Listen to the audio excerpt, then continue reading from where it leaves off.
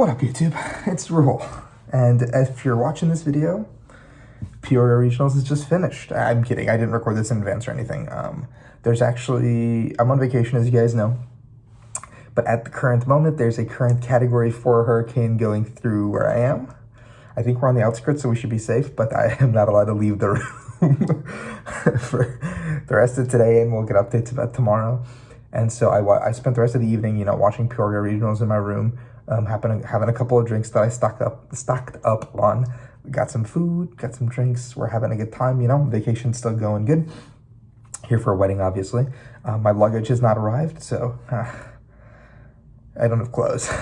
I have like the 2 pairs that are in my carry-on, and that's it. So anyway, I was watching Peoria Regionals, and well, RK9 is quick with it, Limitless is quick with it, and the results are on already. So what does that mean for us? Let's talk about what the tournament looked like in day 2, and what does that mean moving forward for you guys who are prepping for Salt Lake City Regionals. That's going to be in 2 weeks, which I will also be at. So let's look at statistics to start. In day 2, there was 117 players, which is pretty big. The number looked like it's exactly the same number of players as Baltimore when we kicked off. Looks like 24 decks in day 2.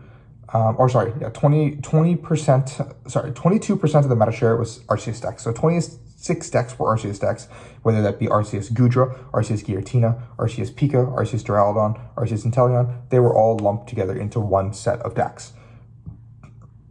Palkia made up the second most meta share in day 2 with 24 decks being 20%, meaning these were all the Palkia Inteleon decks specifically, not Palkia with Kyurem, or like Palkia Bibarel, I believe. Maybe there's a Palkia Bibarel in here, but I don't think that got counted in here.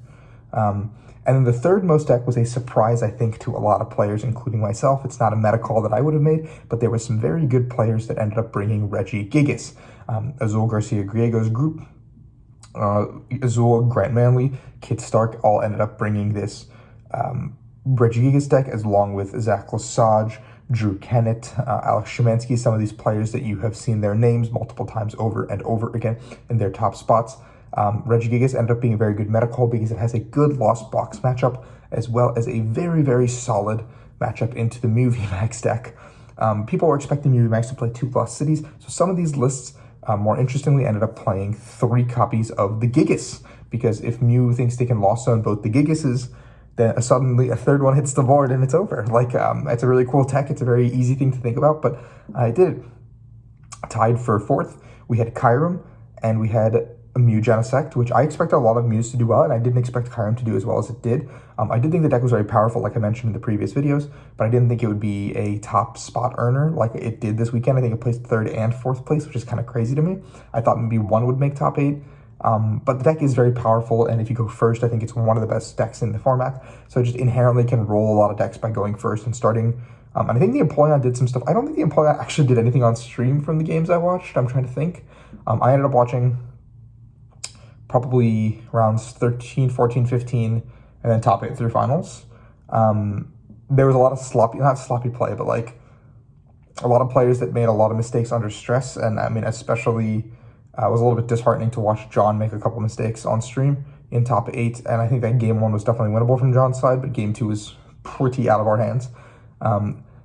In 6th place, we had Giratina decks. There was 10 of them. If I had gone, my group had worked on Lost Box as well as Giratina, as you could have seen. I was favoring Lost Box, like I mentioned in my video prior, but I probably would have ended up playing Giratina with the group because I think, Giratina is very powerful, and I can't turn down power. And then, surprisingly enough, we had, Lost Zone Box came in at 5 decks, so not as many as I thought there would be, to be completely honest. That did well. It is a very hard deck to play. I think it's one of the hardest decks in the format right now to play, but people are still getting used to it. Hisuian Zoroark at 6 decks was not something I expected, and the last 3 decks are all something I also didn't expect, which was Blissey, Shadow Rider, and Dialga. Now let's look at the overall results, which we had Tord Reckliffe taking the entire tournament down with his Lost Box version. And the interesting part about his Lost Box version is something that was very similar to an idea that I wanted to play, that I mentioned, the 3 Sableye, the Cram, the Radiant Zard, the 2 Manaphy's, the whole kit and caboodle. But what was interesting about Tord's list is that he ended up playing 4 copies of Cross Switcher, which is not a tech that I really, I practiced in here or I thought would be very good in here, but the forward path to the peak in the heavy vacuum is something that I thought about. That is something in my own personal testing that I found to be very, very good. And so I firmly believe, oh, why is this open, that it was going to be very good. So I watched Tord take this entire tournament down. I think that he had a lot of things go his way, obviously, but you don't become a regional champion if you don't have those things. In second place, we had Cal Connor playing a very cut and dry Palkia list. The only thing really special about this list that we didn't have before was a Drapion V. Just, I mean, why not have a card just to make the Mew matchup a little bit easier? Don't have to go through all those Path Rock Sand shenanigans over and over again, especially if you know that these Mew lists are catering towards the DTE build, which is the better build anyway. So if you end up going second and they just pop like a Sabla or Palkia, you just go straight into the Drapion, you take the knockout, they go into the Mew, they kill you, and then you do it again. You just win the game off the back of that. Play like an ordinary rod in there like Calvin did here, and then you go from there. Third and fourth were Yoshi Tate, or Yoshi, I don't know how to say that. Yoshi Tate and Zachary Kreckler, both playing Kyurem. Heavy Kyurem lines, both playing an Apollyon. Here it looks like Training Court, one copy of Lost City, which was a little interesting. But I don't think, Zachary played two Apollons here and a Drapion. So some teched out versions, some not teched out versions. But the deck is very straightforward, and like when it sets up, and it gets there. Then we had Andrew Hendrick and Angel Miranda both playing Palkia Inteleon, both also making top 8. It is still one of the strongest decks in the format, and I will stand by that. I think it's an insane deck. It's just sometimes with Inteleon engines, things don't always go your way. And then we had in 7th, we had John Eng playing the Giratina list that my group went with. Ended up playing a Drapion, of course. You just want to have that opportunity to get a free win. Snorlax is a card that we were very high on because I think Snorlax is a really strong card with the damage it offers and what it can do for the for the matchup. And then past that, the deck is it's a very cut and dry Tina list, nothing crazy about it, but Giratina is very powerful, and we saw that because it ended up winning over in Japan in an over 1,000-man event, and the deck has proven itself time and time again. And then in 8th, we had Osvaldo, who ended up bringing this really cool Hisuian Zoroark deck, which is something I haven't explored personally, but I really enjoyed what came of this deck with the Hisuian Zoroark V-Star, just 2 Crobats, Diancie Prism or Star with the Gapejaw Bog. He ended up saying, I think in his Twitter post, that the Gapejaw Bog break in top 8 was too big, where he just didn't have the Gapejaw Bog when he needed it, I believe. And I would have loved to see how his match played out, because I think this deck is very cool. I think this deck is very straightforward, very cool, and I think this could do a lot of damage moving forward, because this deck should have a favorable matchup into the decks that all did well this weekend. This deck should have a favorable matchup against the majority of the meta. And then we had Kid Stark in 9th with the Gigas deck. I think Kid was just a little bit outside of there, and Scotty, another player, who ended up getting 10th with the Hisuian Zoroark. Now, interesting things to note as well is that a Goodra deck was very close to making it in the hands of Cyrus, and we also saw a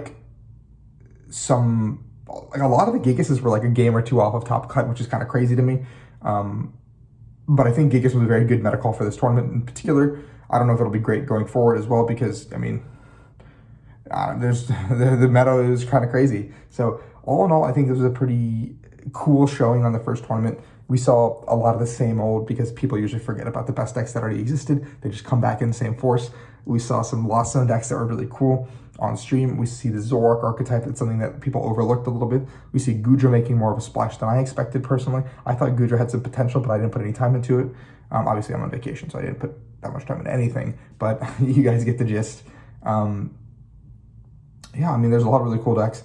One of my friends, Victor, I think ended up making top 128 with a Lost Box list that also played Inteleon. That was really cool. I don't know. I want to talk to Victor later, see how that worked out. Yeah, I mean, there's not much else to say, I think, about this metagame. If you're going into Salt Lake City, start picking your deck now, because we've got 14 days. And if you want to learn Lost Box or Lost Engine, you better hop on it. There is a lot of learning to do with that engine, and a lot of knowing when to pump the brakes, what cards to take, how to map out your game plan. And it's not easy. So it'll be like the early days of the Inteleon engine. As we move forward, it will get a lot easier, but you're going to have to practice. Kyurem looks very strong given this metagame and what happened, and I think Reggie's is not going to go away anytime soon. We might see more people teching it out, hating for it, but next tournament might not be the best Mew tournament, because it looks like a lot of the Mews got hated out this time around. Even though Mew performed very well, and I think it will continue to perform at a decent placing, I think there was the Mews that got hated at. Even the Mews, some of the Mews at the top tables, looks like even played a Drapion to counter their counterparts. So all in all, a very crazy tournament, something that I wish I was at with all of my heart. But I mean, I thought this would be a good start to my vacation, but I'm stuck in a Category 4 hurricane. But I will make the most of my vacation time. I hope you guys had a great time in Peoria if you went. And I mean, I'll see you guys in Salt Lake City. So hopefully this was fun. I can make more videos stuck in my room, but let me know how it goes, and I love you guys.